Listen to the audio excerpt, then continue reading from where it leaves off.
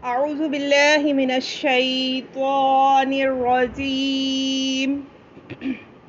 बिस्मिल्लाहिर रहमानिर रहीम।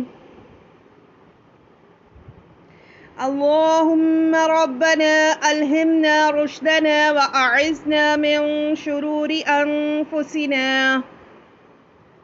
अल्लाहुम्मा अरिनल हक़्क़ हक़्क़न वरज़ुक़ना इत्तिबाअह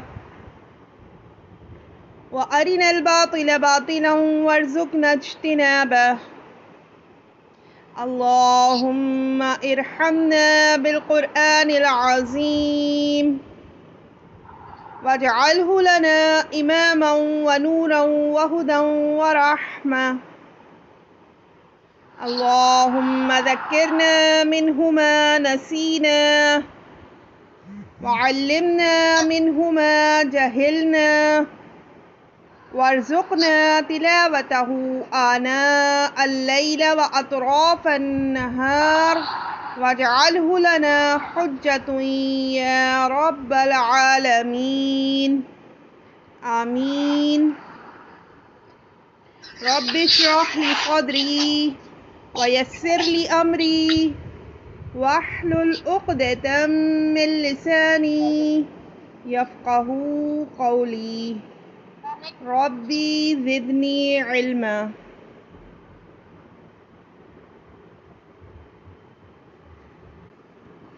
तो आज की क्लास में हम अपने मखारिज की रिवीजन करने लगे हैं और यहाँ पर पिछले पढ़े गए मखारिज का भी मैं एक थोड़ा सा हवाला दूंगी ताकि आप सब एक दफ़ा और इसके ऊपर ध्यान कर लें कि अगर किसी का कोई सवाल है, कोई ऐसी मुश्किल है जो समझने में आपको जो है आसान नहीं लग रहा हो तो आप आखिर में पूछ सकते हैं, ठीक है।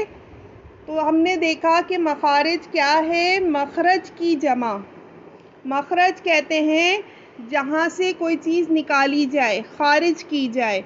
अब हम यहाँ पर अपने हुरूफ़े तहज्जी को सीख रहे हैं, यानी हमारे मुंह के वो हिस्से जहाँ से हम हुरूफ़े तहज्जी की अदायगी करेंगे, उन हिस्सों को क्या कहा जाता है। एक एक होगा तो मखरज और सारे हिस्सों की बात करेंगे तो मखारिज, ठीक है। तो हमने देखा कि हलक, ज़ुबान, मुँह का खला, होंठ और खैशूम को मिलाकर ये हमारे उसूल मखारिज जो है, इन 5 हिस्सों से हम 17 ऐसी जगहें यानी 17 मखारिज हैं जिनसे हम 29 हुरूफ़ तहज्जी को अदा करेंगे। यहाँ हमने सबसे पहले पढ़ा था मुँह का खाली हिस्सा, मुँह का खला यानी जौफ़े दहन, जिससे हमने हुरूफ़े मद्दा की अदायगी की, ठीक है। उसके बाद हमने देखा हुरूफ़े हल्क़ी, तरतीब के लिहाज से जो है मखारिज की एक तरतीब दी गई है, जैसे कि सीने की तरफ से शुरू होने वाला जो हिस्सा है वहाँ से हमने अपने मखारिज का आगाज़ किया। तो हमने देखा कि हलक के 3 हिस्से, ठीक है। हुरूफ़े हल्क़ी का एक सेट है लेकिन उसमें भी 3 अलग अलग हिस्सों का हमने देखा कि हर हिस्से से 2 हर्फ अदा किए गए, यानी कि सीने की तरफ वाला हिस्सा अक़साए हलक से हमने हमज़ा और हा अदा किया। फिर वस्ते हलक यानी दरमियानी हलक से हमने आइन और हा अदा किया। इसी तरह अदनाए हलक से, जो कि हलक का आखिरी हिस्सा है और मुंह की तरफ पड़ता है, उससे हमने गईन और खो अदा किया। और फिर उसके बाद जैसे हम आगे बढ़े हमारा हलक जो है वो शुरू हो जाता है, यानी हलक के बाद तालू का हिस्सा शुरू हो जाता है। और ज़ुबान की अगर हम देखें तो ज़ुबान की जड़ वहाँ होती है, तो उससे हमने हुरूफ़े लहातिया शुरू किया। हुरूफ़े लहातिया में हमने देखा कि हमारे पास जो है 2 हर्फ हैं, लेकिन क्या है, दोनों का मखरज अलग अलग है। पहला जो मखरज है उसमें ज़ुबान का हिस्सा तो दोनों में एक है, लेकिन तालू जो है वो अलग है। कौफ में हमने नरम तालू का इस्तेमाल किया और काफ जो कि बारीक है उसमें हमने थोड़ा आगे आके सख्त तालू का इस्तेमाल किया, ठीक है। ज़ुबान का हिस्सा वही रहा लेकिन तालू का हिस्सा हमने बदल दिया। इस तरह हमने अपने 6 मखरज को देखा।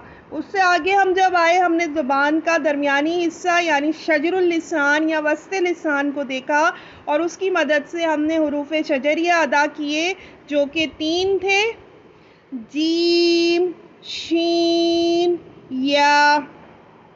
ठीक है, उसके बाद हमने देखा हर्फ हाफिया, जो कि हमारी ज़ुबान की मोटी वाली साइड, यानी जो हमारी ज़ुबान की जड़ पिछला हिस्सा है, उसी का जो किनारा बनता है, मोटा किनारा, उसकी मदद से हमने हर्फ हाफिया अदा किया, जो कि है दौद।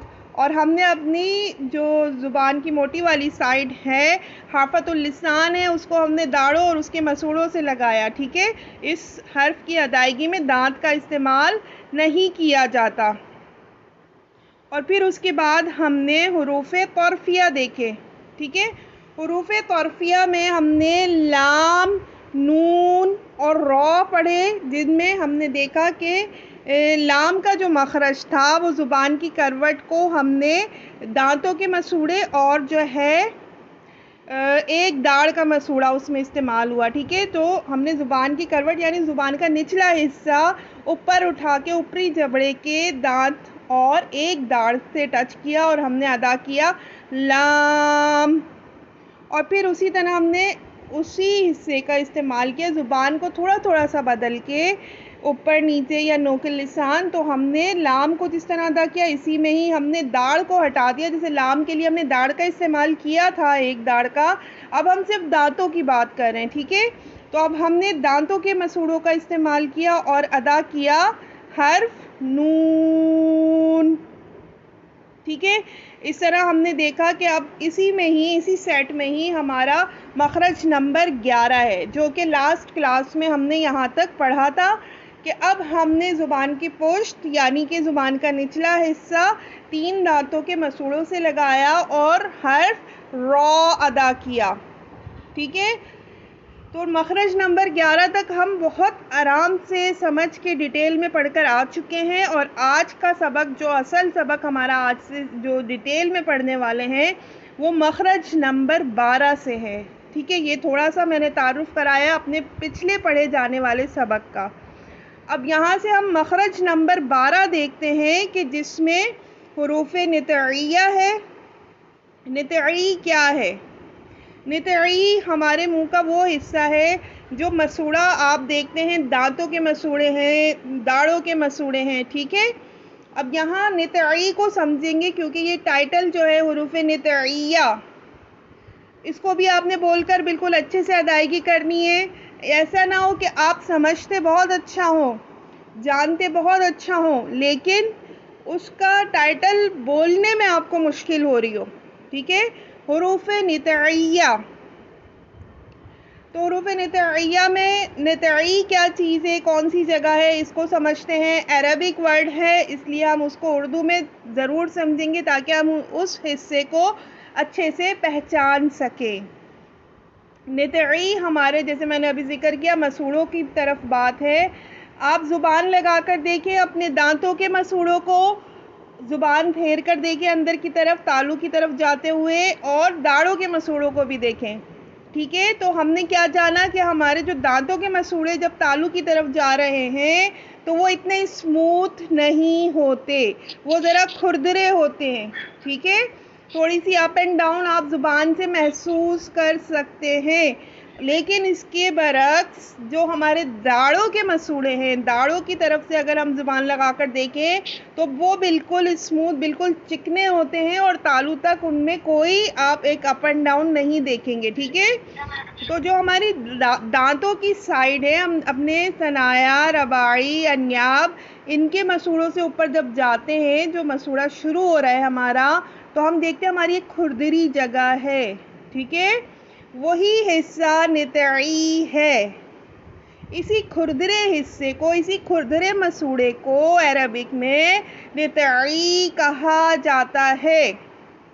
ठीक है, तो अब हुरूफ़ नितइया है, इसका मतलब है कि ये हिस्सा इस्तेमाल किया जाएगा। अब आपके सामने पिक्चर मौजूद है, ज़ुबान को किस तरह से उठाकर ऊपर वाले दांतों के, सामने वाले 2 दांतों की जड़ से लगाना है। जड़ से मतलब वही हिस्सा है जो खुरदरा है। ठीक है, अब हमने वहाँ अपनी ज़ुबान को लगाया, ज़ुबान की नोक को लगाया उस खुरदरे हिस्से पर और अदा किया ता।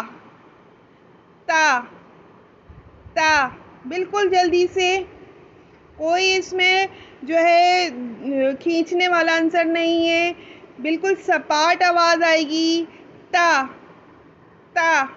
ठीक है, इसी तरह अब हम अदा करेंगे दाल दाल। ठीक है, अब दाल का जो स्टार्ट है आप सब यकीनन रिपीट कर रहे होंगे, साथ साथ रिपीट करने में ये होगा जिस तरह मैं समझाती जाऊंगी आपके सामने एक एक बात खुलकर आ जाएगी। दाल दाल का जो अब स्टार्ट लिया तो मेरी ज़ुबान की नोक नितई पर ही थी, लेकिन जब मैं आ वाले साउंड में आई, दा आ ये वाला साउंड जब मैंने बनाया तो मेरी वहाँ ज़ुबान जो लगी हुई थी वो हट गई। ठीक है, अब वो हट गई है क्योंकि मुझे ये दा आ वाला जो साउंड है वो भी बनाना है, क्योंकि दाल को थोड़ा खींच कर अदा करना है। अब यहाँ ये समझ लीजिएगा, हमने सबसे पहला मखरज जो पढ़ा था हुरूफ मद्दा वाला। ठीक है, हुरूफ मद्दा वाला जब हमने पढ़ा था उसकी क्या थी अदायगी के हुरूफ मद्दा जौफे दहन से अदा किए जाते हैं।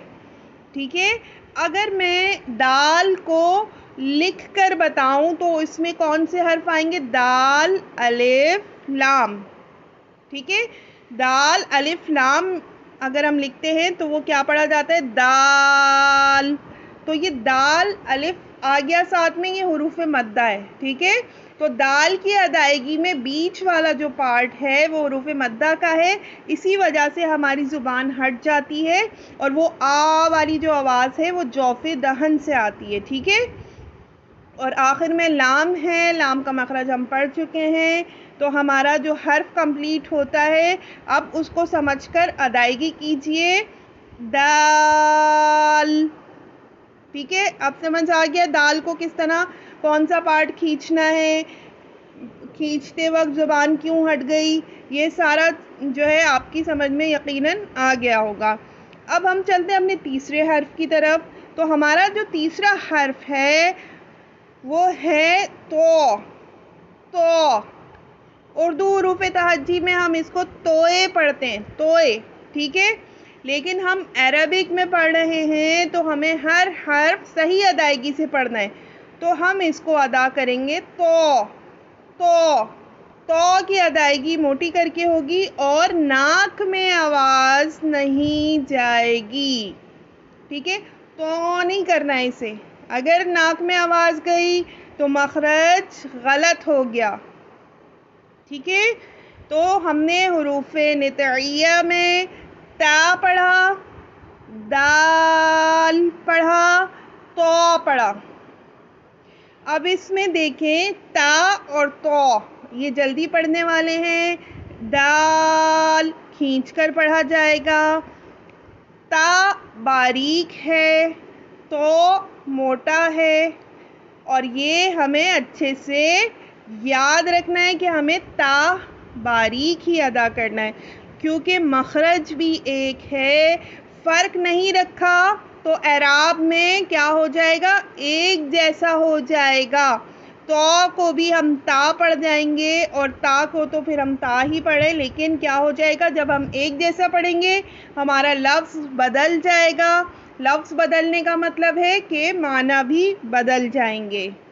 ठीक है, तो हमें ये याद रखना है, ता जो नुक्तों वाला है वो बारीक पढ़ना है, जो तो है वो मोटा पढ़ना है। तो हुरूफ नितइया को हमने समझ लिया। अब हम चलते हैं हुरूफ लिसविया की तरफ और अपने मखरज नंबर 13 की तरफ, 13 नंबर मखरज। अब यहाँ पर आपके साथ जो पिक्चर शेयर की गई है इसमें बताया जा रहा है कि ज़ुबान की नोक जब ऊपर वाले दो दांतों के सिरे से लगे, सिरा क्या चीज़ है, ये जो सिरा है यही लिसविया है। ठीक है, हमारा जो लिसा है वो क्या है, जिस तरह हमने नितई को समझा अब हम लिसा को भी समझेंगे। हमारे दांत का जो मसूड़ा शुरू होता है, दांत के ऊपर जब मसूड़ा शुरू हो रहा होता है तो वो एक बारीक झिल्ली से शुरू होता है और ऊपर जाके मसूड़ा मजबूत हो जाता है, मोटा हो जाता है, ठीक है। लेकिन जो शुरुआत है वो दांत के ऊपर ही शुरू हो जाती है, ठीक है। और वो एक राउंड शेप में होता है, जिसको आप अगर अपना अंगूठा मुंह के अंदर दांत के पीछे प्रेस करके रखेंगे 2 सेकंड के लिए और आप बाहर निकालेंगे तो आपके हाथ पर एक राउंड शेप जो है बाकायदा नज़र आ जाएगी, ठीक है। वो प्रिंट नज़र आ जाएगा। वो जो राउंड शेप आपको नज़र आ रही है वही हमारा लिसा है और इसी जगह से हमने अपने मखरज को अदा करना है। यानी लिसा का नाम क्यों दिया गया? तस्वीर में तो आपको ज़ुबान दांतों पर लगी नज़र आ रही है, तो याद रखिएगा कि जो ज़ोर होगा ना, जहाँ पर जो मखरज बनेगा, हमारी ज़ुबान जब हम आप दांतों पर लगा कर देखें कि ज़ुबान में ये क्वालिटी है कि वो फैल जाती है, सिकुड़ जाती है, ठीक है। तो आपने जब अपने ऊपर वाले 2 दांतों के पीछे ज़ुबान लगाई तो वो फैलकर पूरे दांत को कवर कर लेगी, ठीक है। लेकिन यहाँ टाइटल लिसाविया क्यों दिया? इसका मकसद ये है कि आपकी ज़ुबान का जो ज़ोर होगा वो लिसा पर रहेगा, ठीक है। तो ज़ोर जो होगा वो आपने कहाँ रखना है?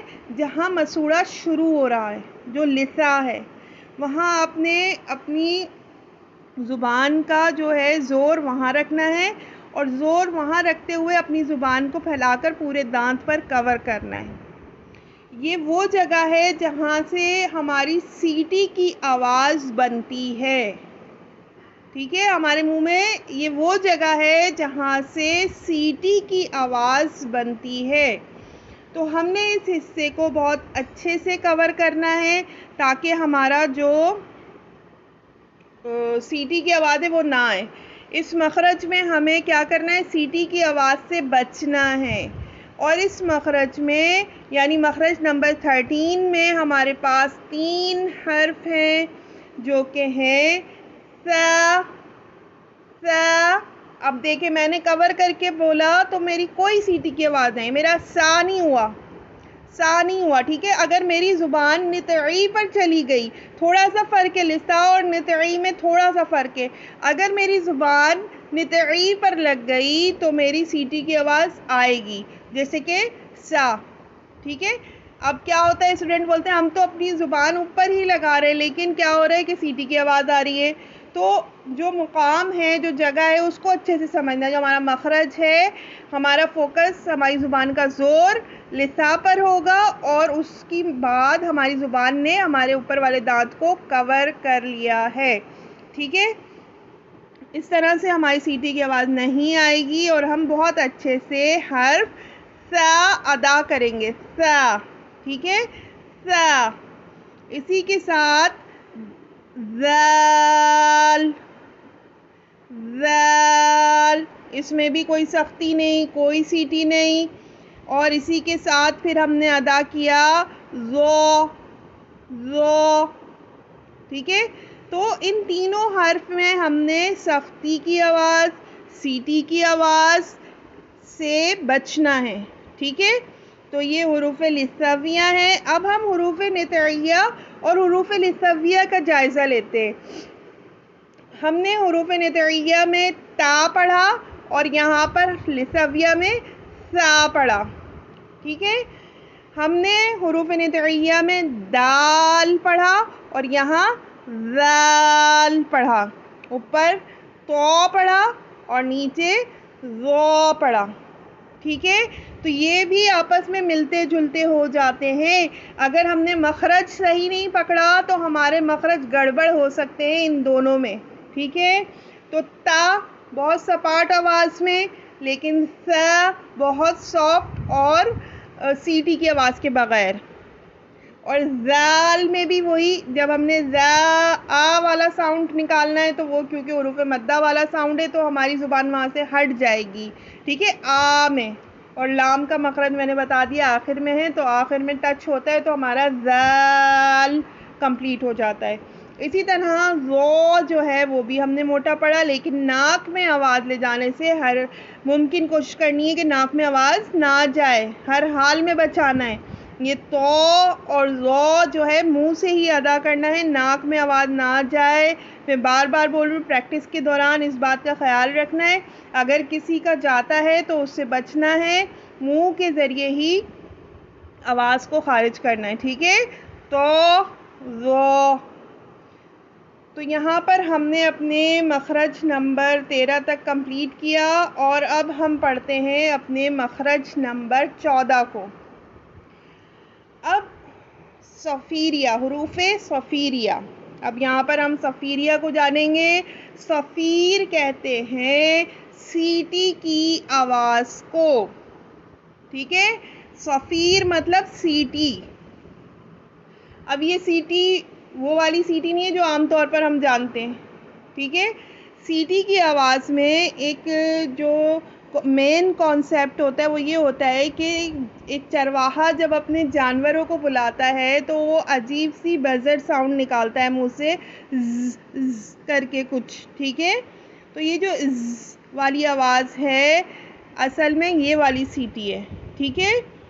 तो यहाँ पर हमने देखा हुरूफ़े लिसविया में सीटी की आवाज़ नहीं निकालनी थी, तो हमने ऊपर वाला मखरज जो सनाया उलिया का था हमने उसको अच्छे से पैक किया ताकि हमारी सीटी की आवाज़ ना आए। तो हम इससे ये पता कर सकते हैं कि सीटी की आवाज़ कहाँ से आती है, ऊपर वाले दांतों के पीछे से। अगर वो जो है खुला होगा तो सीटी की आवाज़ आ जाएगी, अगर हम पैक रखेंगे तो सीटी की आवाज़ नहीं आएगी, ठीक है। तो अगर ये कॉन्सेप्ट क्लियर है तो हुरूफ़े सफ़ीरिया को समझना आसान हो जाएगा। अब हमने क्या करना है, हुरूफ़े सफ़ीरिया यानी सीटी की आवाज़ के साथ अदा होने वाले हर्फ। तो यहाँ पर हम देखते हैं हुरूफ़े सफ़ीरिया में हमारे पास 3 हुरूफ मौजूद हैं जिसमें हमें सीटी की आवाज़ लानी है, ठीक है। अब यहाँ पर हम देखेंगे कि सनाया सुफला का हम इस्तेमाल कर रहे हैं और अब तक आने वाले तमाम मखारिज में हमने ऊपर वाले जबड़े का इस्तेमाल किया था। हुरूफ़े सफ़ीरिया में हम निचले जबड़े का इस्तेमाल करें यानी सनाया सुफला का इस्तेमाल कर रहे हैं। अब सनाया सुफला का इस्तेमाल कैसे होगा, हमारी ज़ुबान की नोक, हमारे अगले दोनों दांत, यहाँ पर ऊपर नीचे की बात हो रही है उसको मैं बाद में क्लियर करूँगी। आपकी जो ज़ुबान की नोक है वो उसका जो ज़ोर होगा वो कहाँ होगा, सनाया सुफला यानी नीचे वाले 2 दांतों के पीछे होगा, ठीक है। आपकी ज़ुबान का जो मेन मरकज़ होगा वो कहाँ होगा, नीचे वाले दांतों के पीछे, और ऊपर वाले दांतों को बहुत करीब कर लेंगे। करीब क्यों कर लेंगे, ताकि जो सीटी की आवाज़ आ रही है वो बहुत वाज़ेह हो, ठीक है। वो आवाज़ निकालने के लिए लाज़मी है कि हम अपने जबड़ों को करीब कर लें, यानी कि अपने ऊपर नीचे दांतों को इतना करीब कर लें कि देखने में ऐसा लगे कि ये मिले हुए हैं, लेकिन ये मिले हुए नहीं होते। यहाँ पिक्चर में तो तकरीबन मिले हुए ही लग रहे हैं, लेकिन आप अभी अदायगी करें मेरे साथ तो देखें दोनों को इतना करीब करना है कि मिले हुए लगे। और अदायगी करते हैं ज़ ज़। मेरा सारा ज़ोर नोकिल लिसान का कहाँ है, मेरे नीचे वाले 2 दांत यानी सनाया सुफला पर, ठीक है। और मेरे ऊपर वाले दांत भी बहुत करीब हैं सनाया सुफला से, यानी कि मेरी जो ज़ुबान है वो हल्की सी टच भी हो रही है, लेकिन मेरी कोशिश नहीं है कि मैं ऊपर वाले दांतों से टच करूं, वो खुद ही हो रहे। मेरी सारी कोशिश क्या है कि मेरी ज़ुबान का ज़ोर नीचे वाले दांतों पर रहे, फिर मेरा जो मखरज है वो बहुत अच्छे से अदा होगा। और मैं अदा करती हूँ ज़ ज़। ये जो शुरू में आपको ज़ की आवाज़ आ रही है यही सीटी की आवाज़ है, इसको लाज़मी जो है ज़ाहिर करना है, ठीक है। लाज़मी इसकी अदायगी करनी इसी के साथ, वरना क्या होगा, जो ज़ाल हमने अदा किया पीछे बग़ैर सीटी के, और अगर इसको हमने ज़ाल कर दिया कि नहीं ठीक है कोई बात नहीं, अब तो मखरज की टेंशन ही नहीं है, अब तो आवाज़ आ जाए नहीं आए, ऐसा नहीं करना है। सख्ती जब बोल दिया है कि आएगी, सीटी की आवाज़ आएगी, तो फिर आनी ही है, ताकि जब हम एराब में पढ़े जाल ज़बर ज़ा और ज़ा ज़बर ज़, ठीक है, ज़ ज़, ये फ़र्क आपने रखना है। यही हमारा इल्म तजवीद सिखाता है कि हम मिलते जुलते हुरूफ को बहुत वाज़े करके अदा करें, एक जैसा नहीं अदा करें, ठीक है। तो यहाँ हमने ज़ ज़ ये सख्ती से अदा किया, सीटी की आवाज़ के साथ अदा किया। इसी के साथ हमारे पास है सीन, सीन, ठीक है। तो हमने सी ई को भी खींचा, ठीक है। तो खींचने वाला पार्ट कौन सा है? ई वाला पार्ट है। कुछ स्टूडेंट क्या करते हैं, सीन इन कर देते हैं, तो ये इन नहीं करना है, सीन, ठीक है। आगे चल के कवायद में हम दो जो है साकिन का वक्फ देखेंगे। तो यहाँ पर दो ही साकिन हो रहे हैं, एक तो या वाला साउंड जो हम खींच कर अदा कर रहे हैं और नून भी इसमें साकिन ही अदा हो रहा है, ठीक है। तो हमने अदा किया ज़ सीन। अब हम अदा करेंगे सोद, सोद, ठीक है। सोद को हमने मोटा अदा किया और इसमें देखिएगा, इसमें भी सीटी की आवाज़ लाजमी चाहिए, सोद, सोद, ठीक है। तो यहाँ हमने अपने मखरज नंबर 14 में ज़ सीन सोद अदा किया। अब हम चलते हैं अपने मखरज नंबर 15 की तरफ, जो कि है हुरूफ़े शफ़विया, हुरूफ़े शफ़विया। अब टाइटल सुन के आपने जहन में दौड़ाइए कि हमने क्या शफ़विया के बारे में पढ़ा है, यानी जो शफ़ है जिसकी निस्बत इस मखरज में है। क्या हम जानते हैं कि शफ़ क्या है? बिल्कुल, हमने पढ़ा है कि शफ़ जो है वो होंठ को कहा जाता है। किसको कहा जाता है? होंठ को कहा जाता है। तो यहाँ हमने देखा कि हमारे पास हुरूफ़े शफ़विया में जो कि होंठों के ज़रिए अदा किए जाएंगे, वो कितने हुरूफ़ हैं? वो 4 हुरूफ़ हैं। सबसे पहले क्या है? फ़ा, फ़ा, उसके बाद है बा, उसके बाद है मीम, और उसके बाद है वाव, वाव।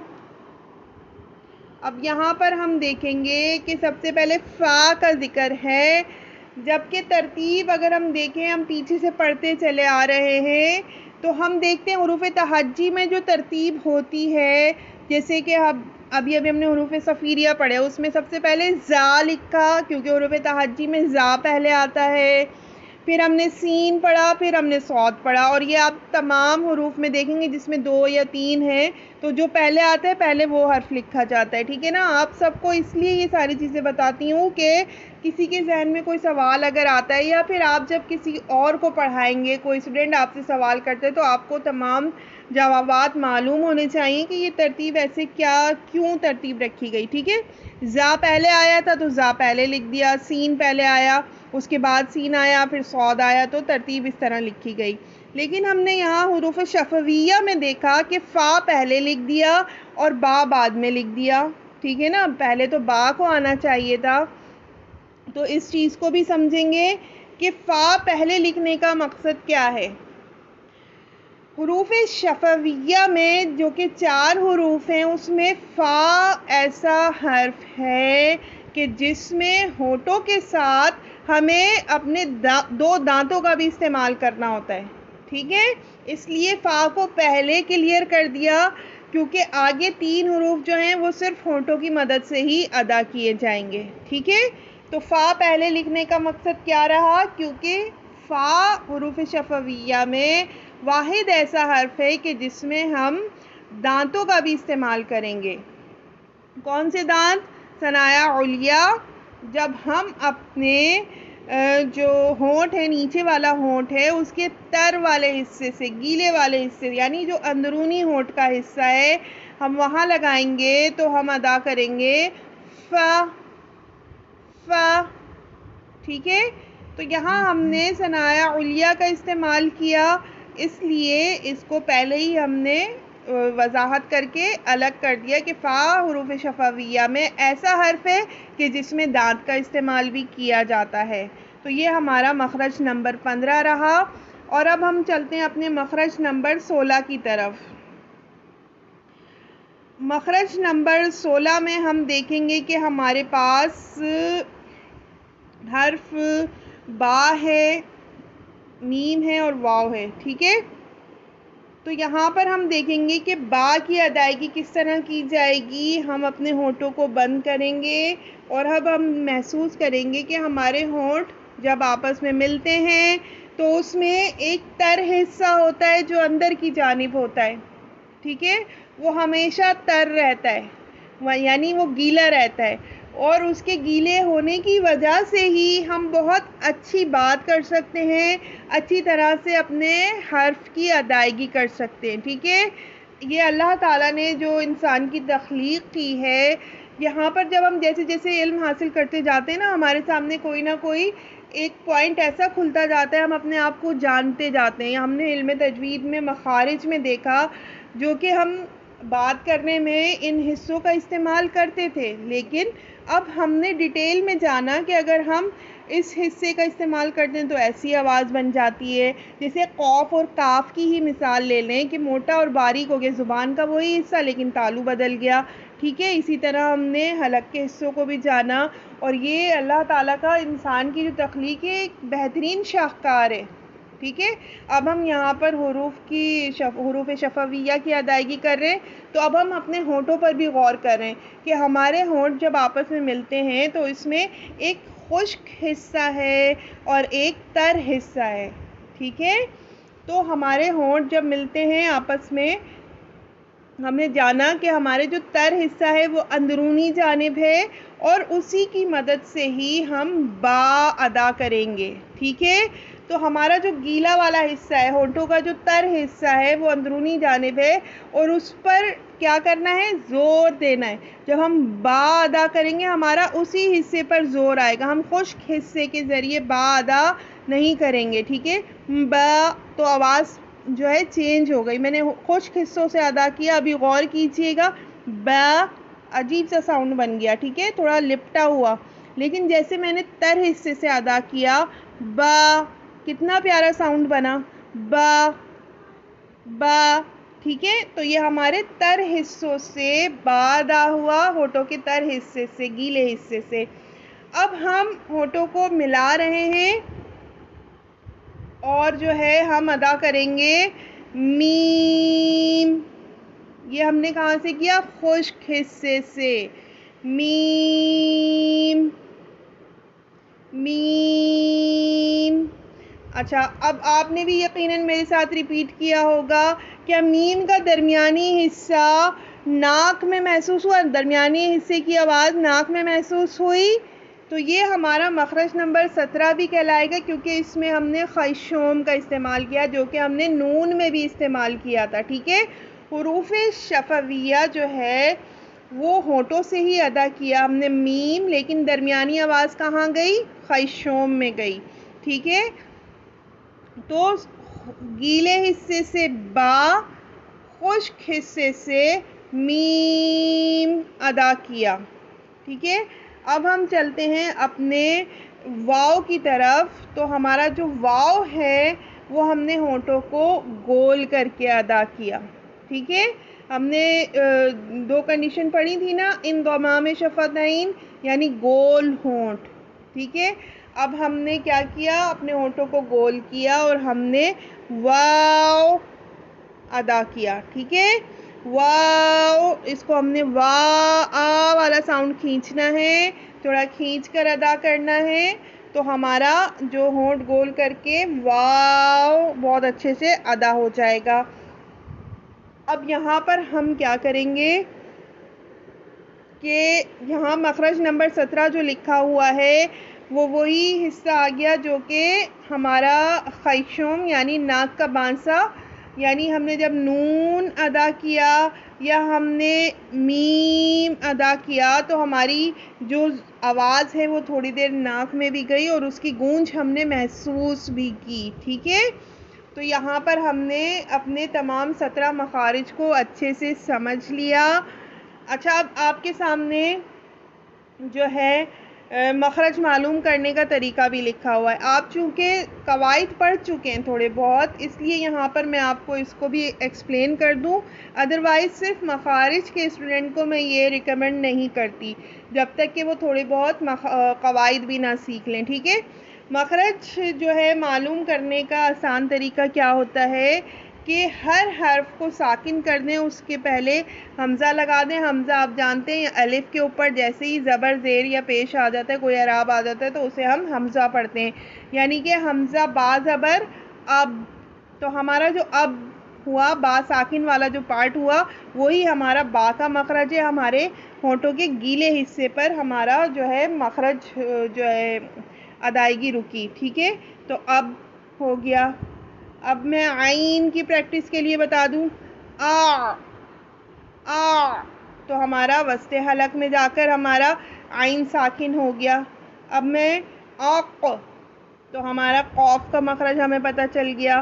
ठीक है, अद, तो हमारा जो दौद है वो हमें पता चल गया।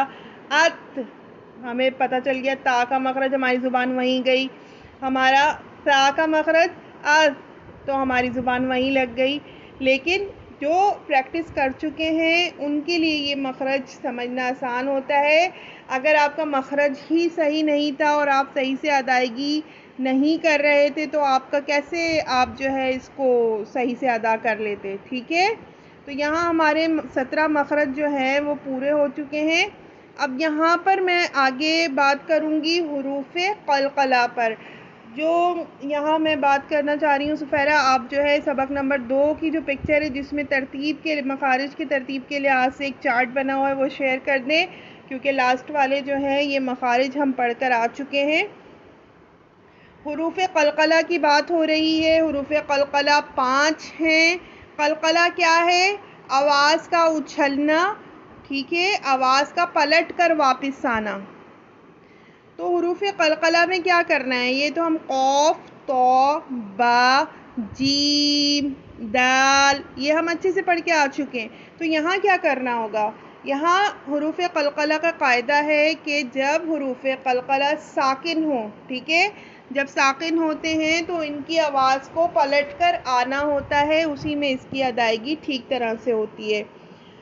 जैसे कि अक़, अत, अब, अज, अद।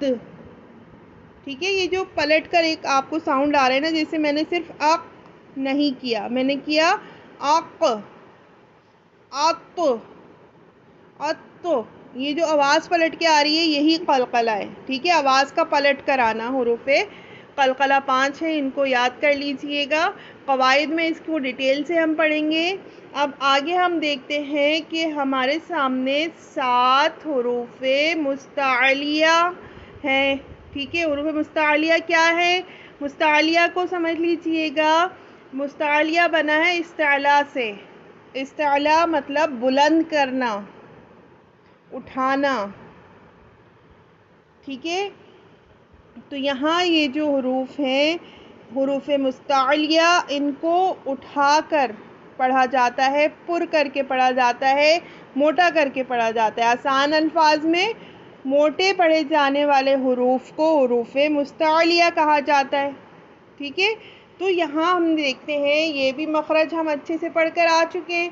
सौद, दौद, तो, ज़ो, गईन, खौ, क़ाफ़। तो यहाँ पर हमने क्या किया कि ये तो मखरज हम समझकर आ चुके हैं, लेकिन हुरूफ़े मुस्तअलिया में हमें ये याद रखना है कि ये 7 हुरूफ़ ऐसे हैं जो हर कंडीशन में मोटे ही पढ़े जाते हैं। मतलब ये साकिन में आएंगे तब भी मोटे होंगे, ये ज़बर ज़ेर पेश में आएंगे तब भी मोटे होंगे। ठीक है, इनको मोटा ही हर्फ में भी पढ़ना है, कवाइद में भी मोटा पढ़ना है। ठीक है, इसलिए इनको अलग किया गया है। अब यहाँ एक बात जहन में दौड़ाइए, मैंने जब हुरूफ को डिटेल में समझाया तो हुरूफ तौरफिया में मैंने कहा कि रॉ को मोटा पढ़ना है। ठीक है, रॉ को मोटा पढ़ना है, लेकिन हुरूफ मुस्तालिया में वो शामिल नहीं है। क्यों? आप सबको ये जहन में सवाल अगर आता है किसी के कि रॉ को मोटा पढ़ना है लेकिन हुरूफ मुस्तालिया में इसको शामिल नहीं किया गया, तो याद रखिएगा कि रॉ जो है वो शिबह मुस्तालिया होता है, यानी कि शिबह मुस्तालिया कभी मोटा पढ़ा जाएगा और कभी बारीक भी पढ़ा जाएगा।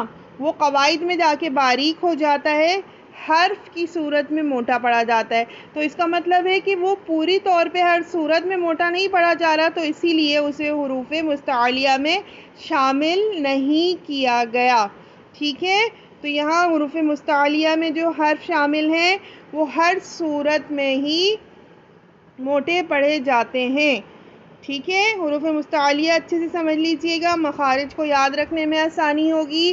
तो आज की क्लास में हमने अपने तमाम मखारिज को अच्छे से पढ़ लिया, रिपीट कर लिया, याद कर लिया। अब आप सब ने बहुत अच्छे से इसकी प्रैक्टिस करनी है। जज़ाकुमुल्लाहु खैरन कसीरा व अहसनुद दुनिया वल आखिरा। सुब्हानक अल्लाहुम्मा व बिहम्दिका अशहदु अल्ला इलाहा इल्ला अंता अस्तगफिरुका व अतूबु इलैक।